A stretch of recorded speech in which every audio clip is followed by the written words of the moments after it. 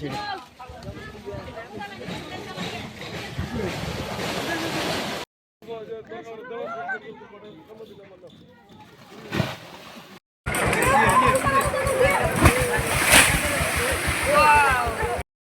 আজি আমাৰ গৌৰীপুৰ সমষ্টিৰ অন্তৰ্গত উত্তৰ মৰাদৰ গাঁও চিঙিমাৰী এলেকাত যিটো গৰাখহনীয়া হৈ আছে, কপাল গৰাখহনীয়া হৈ আছে, যি অৱস্থা হৈ আছে, ধাৰাবাহিকভাৱে নদী পূৰা গৰাখহনীয়া কৰি আছে। বহুত বাৰীঘৰ ইতিমধ্যে নদীত তল গৈছে আৰু ইতিমধ্যে বহুত ঘৰ ভাঙি আছে।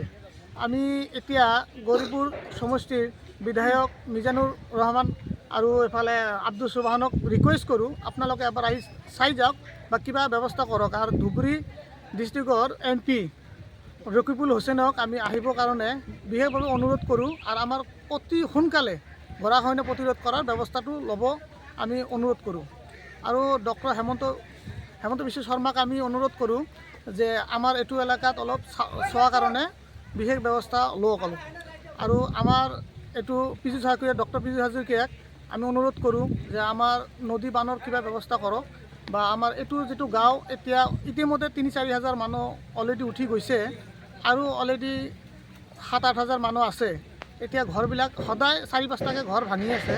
আপোনালোকে বিশেষভাৱে এটা কিবা পদক্ষেপ কৰক বা অনুৰোধ কৰিলোঁ কিবাকৈ গৰাখহনীয়াটো প্ৰতিৰোধ কৰক।